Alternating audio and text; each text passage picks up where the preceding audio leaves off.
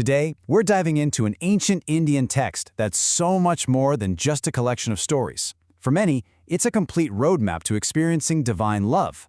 Let's get into the Bhagavata Purana. But let me just start with a question for you.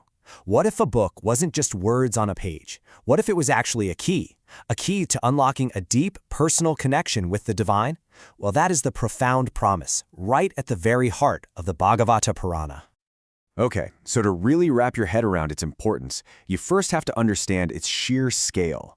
It's often called the fifth Veda, which, is a massive statement. The Vedas are the foremost ancient, foundational scriptures in Hinduism. So calling this the fifth one, that's putting it in some very exclusive company. And when you look at the size of it, you start to see why. First off, get this. The text contains a staggering 18,000 verses. And those verses are organized into 335 chapters. And all of that is structured across 12 major books, or cantos. We are talking about a work of absolutely monumental proportions here. So, where did this epic come from? Well, scholars believe it was composed in South India, somewhere around the 9th or 10th century. It really quickly became a cornerstone of Vaishnavism. That's the major Hindu tradition that focuses on Vishnu and his avatars, like Krishna. Then, in 1788, it made history again. It became the very first of the Puranas to be translated into a European language, which opened up a whole new window on this philosophy for the Western world.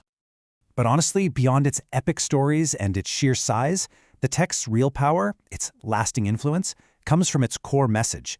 It really champions a path that kind of sidesteps all the strict rituals and dense philosophy, and instead focuses on something deeply personal and transformative. And that path is called bhakti. This is the absolute heart of the entire text. Don't just think of it as simple belief. Think of it as an intense, personal, almost passionate, devotional love for the divine, specifically for Krishna. Seriously, every single story, every verse in the Purana is designed to spark and grow this very feeling inside you. And the text itself tells you how this feeling is supposed to grow. It suggests that just by hearing these divine stories, especially in the company of others, well, your heart gets stirred. And that shared experience just naturally blossoms into reverence and fondness and eventually true devotion. Now, this leads to a really radical idea in the text. Where does God actually live? The answer isn't a temple, it's not a scripture, it's not even just in your heart. Divinity is made real through the devotee's unwavering faith, their vishwas. There's this incredible story about a devotee named Prahlada. He's challenged, and he declares that God is even in a stone pillar. And you know what? Because his belief is so absolute, the divine actually bursts forth from that very pillar. It's a profound statement. It's your faith that makes the divine show up. So how does the Purana teach these huge abstract ideas? Not with dry philosophy, that's for sure. It uses these vivid, unforgettable stories and analogies that just make these concepts feel completely natural and intuitive. One of the most famous is the analogy of butter in milk. Think of it like this: God is like butter, already present in every single drop of the milk of creation. But you can't see it. So how do you get it out? First, faith and knowledge act like a starter culture, turning that milk into curd. Then, the act of devotion, the constant churning of your mind with love and remembrance, that's what finally separates the divine. The butter of God's presence rises to the surface, becoming something tangible, something real. And this whole idea of prioritizing love over empty ritual, it's shown perfectly in one story. You have this group of priests, and they're deep in a really complex fire ceremony, so focused that when a hungry young Krishna asks them for food, they totally ignore him. But their wives? They see something different. They don't see a distraction, they see the divine in need.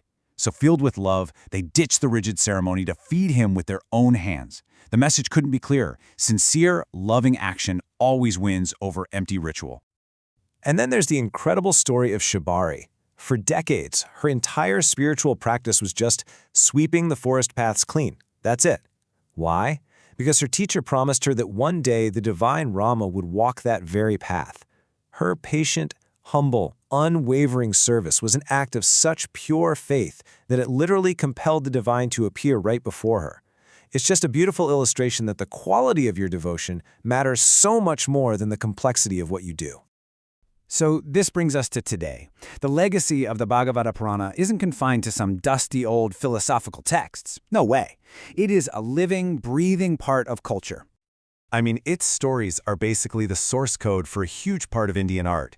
You can see its influence in the movements of classical dance forms like Kathak and Odissi. It's the entire foundation for the Ras Leela traditions, those vibrant folk plays that show Krishna's divine dance of love. Its legends are reenacted every single year in huge festivals like Holi. And it was the core text that launched major devotional movements like Gaudiya Vaishnavism. It is literally everywhere.